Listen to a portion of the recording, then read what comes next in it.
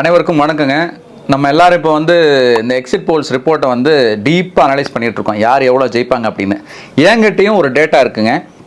So இந்த data சொல்கிறது என்ன அப்படின்னு பார்த்தீங்க அப்படின்னா, ஒரு 35லேருந்து 45 வரைக்கும் வரும் அப்படின்னு சொல்கிறாங்க. உடனே நீங்கள் வந்து இது வந்து டிஎம்கேவா ஏடிஎம்கேவா டிவிகேவான்னு யோசிக்கிறீங்க. அது கிடையாதுங்க.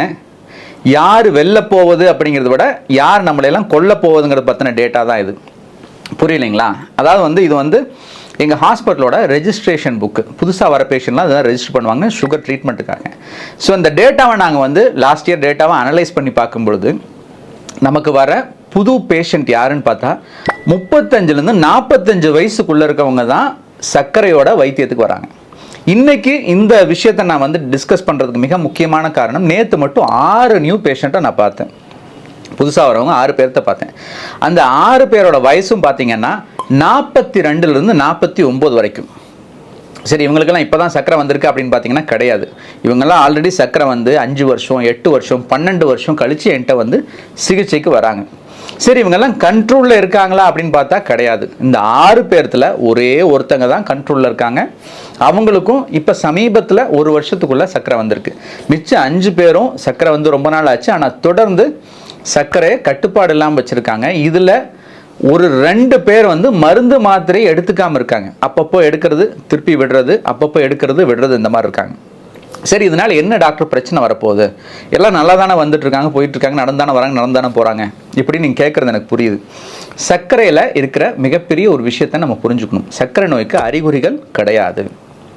இந்த வயசில், அதாவது வந்து சின்ன வயசில் சர்க்கரை வரும்பொழுது நம்ம வயசோட வேகம் ஜாஸ்தியாக இருக்கும் பொழுது நம்மளால் வந்து எல்லா காரியங்களையும் மேக்கப் பண்ணி செய்ய முடியும். அதனால் நமக்கு எந்த பிரச்சனையும் இல்லைன்னு நினச்சிக்கிறாங்க. ஆனால் ப்ராப்ளம் எப்போ வரும்னு கேட்டிங்க அப்படின்னா 15 வருஷம் கழிச்சு. இப்போ ஒரு 35 வயசில் சர்க்கரை வருதுன்னா ப்ராப்ளம் வந்து ஒரு 50 வயசில் வரும், 40 வயசுனா ஒரு 55 வயசில் வரும். சரி, இந்த 50-55 வயசு நம்ம எல்லாத்துக்கும் என்னன்னு யோசித்தோம்னா, பெரும்பாலானோர் நம்மளோட லைஃப்பில் ஒரு செட்டில் ஆகிற ஏஜ். நம்மளோட குழந்தைங்கள்லாம் நல்ல ஒரு படிப்பு கொண்டு போகிறது, அவங்களுக்கு வந்து திருமணம் செஞ்சு வைக்கிறது, இதெல்லாம் வந்து ஒரு 50லேருந்து 60 வயசு அவங்க லைஃப்பை செட்டில் பண்ணுறது. அதுபோக நம்ம வாழ்க்கைக்கு தேவையான விஷயங்களை செஞ்சுக்கிறது, ஒரு வீடு கட்டுறது, ஒரு பிஸ்னஸில் வந்து ஒரு பெரிய அச்சீவ்மெண்ட் பண்ணுறது, இப்படி எல்லாத்தையுமே என்னதுங்க அந்த சமயத்தில் தான் நம்ம செய்கிறோம். ஆனால் அந்த நேரத்தில் நம்மளோட வருமானம் இல்லைன்னா நம்மளோட சேவிங்ஸ், இது ரெண்டுமே எதுக்காக செலவிடப்படுது அப்படின்னு கேட்டிங்கன்னா மருத்துவ செலவுகளுக்காக செலவிடப்படுது. அப்படி இருக்கும்போது நம்மளோட முன்னேற்றம் தடைப்படும்.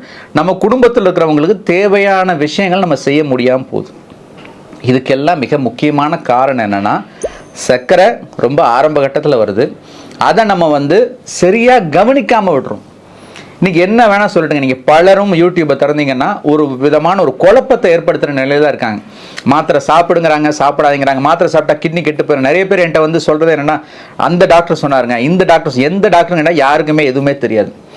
யாரோ அவங்க சொன்னாங்க, இவங்க சொன்னாங்க இப்படின்னு சொல்கிறோமோ ஒழிய கான்க்ரீட்டாக இவங்க தான் இப்படி சொன்னாங்கங்கிறது சொல்கிறக்கூடிய தகவல் கிடையாது. ஏன்னா ஒவ்வொருத்தரும் பேசுகிறதோட முழு சாரத்தை கேட்காம குறிப்பிட்ட ஒரு விஷயத்தை மட்டும் கட் பண்ணி இந்த ஷார்ட்ஸில் போடுறதுனால இந்த குழப்பம் ஏற்படுது. ஸோ இன்னைக்கு ரொம்ப தெளிவாக நான் உங்களுக்கு சொல்கிறேன், சர்க்கரை நோய் அப்படிங்கிறது அறிகுறிகள் அற்ற ஒரு நிலை. நம்ம சர்க்கரையை கண்காணிப்பு மூலமாக தான் அது கட்டுப்பாட்டில் இருக்கா இல்லையாங்கிறது தெரிஞ்சுக்கணும். இது பாயிண்ட் நம்பர் 1. ரெண்டாவது பாயிண்ட் நம்பர் 2, அறிகுறிகள் இல்லாமல் இருந்தால் கூட ஏறி இறங்குற சர்க்கரை நமக்கு பாதிப்புகளை ஏற்படுத்தும். இந்த பாதிப்புகளோட தீவிரம் நமக்கு புரியாது. என்னைக்கு புரியும்னா 8 வருஷம் 10 வருஷம் கழிச்சு அந்த பாதிப்புகளும் 90% நம்ம வந்து பாதித்த பிறகு தான் நமக்கு அறிகுறிகளை காட்டும். இது ரெண்டாவது விஷயம். மிக முக்கியமான ஒரு 3வது விஷயம், லெகசி எஃபெக்ட். இதை பற்றி நான் நிறைய முன்னாடி பேசியிருக்கேன். லெகசி எஃபெக்ட் அப்படின்னு சர்க்கரை நோயில் ஒன்று இருக்குது. அதாவது என்னென்னா, ஆரம்ப கட்டத்தில் 10 ஆண்டுகள் நம்ம சர்க்கரை எவ்வளவு கட்டுப்பாட்டில் வச்சுருக்கோமோ அந்த அளவுக்கு பின்விளைவுகள் பாதிப்புகள் ஏற்படுறது குறைவாக இருக்குது.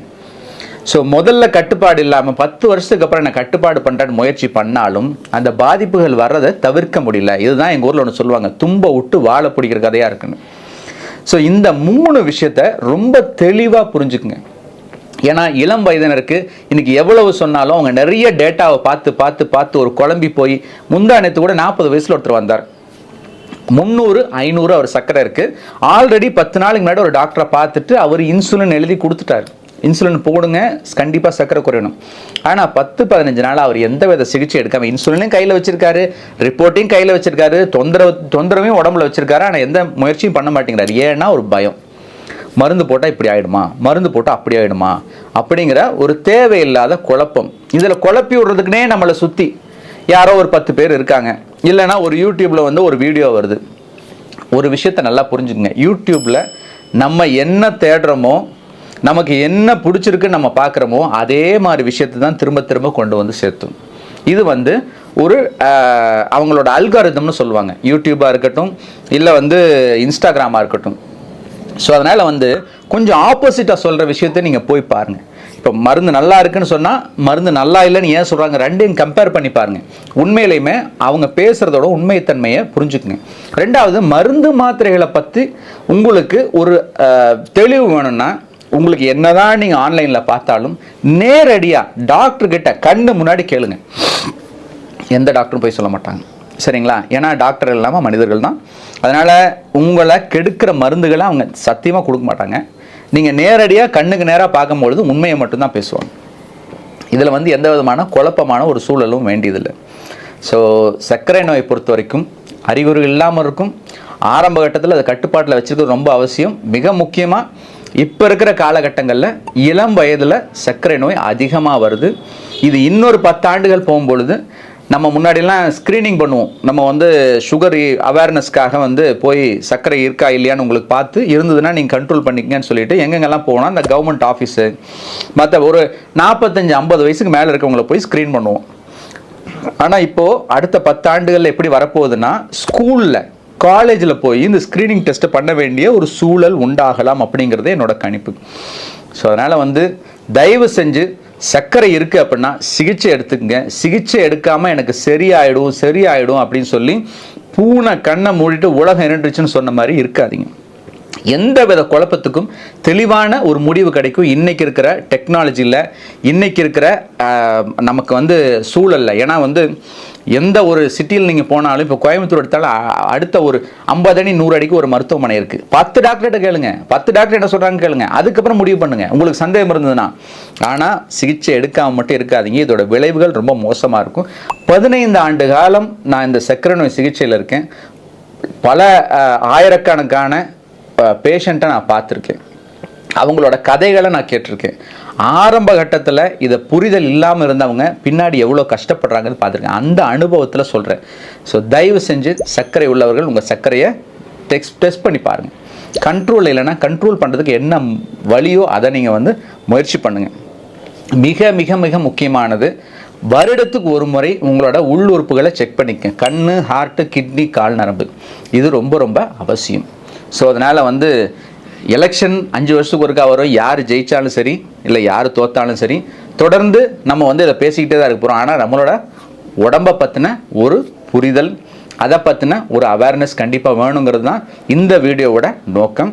நிச்சயமாக இந்த வீடியோ பிடிச்சிருக்கு, மற்றவங்களுக்கும் பயனுள்ளதாக இருக்கும்னு நினைக்கிறீங்கன்னா நிச்சயமாக மற்றவங்களுக்கும் ஷேர் பண்ணுங்கள். நம்ம சேனலை சப்ஸ்கிரைப் பண்ணாதவங்க தயவு செஞ்சு சப்ஸ்கிரைப் பண்ணுங்கள். நன்றி, வணக்கம். மீண்டும் ஒரு ஆரோக்கிய விழிப்புணர்வு செய்தியோடு அடுத்த வாரம் சந்திப்போம்.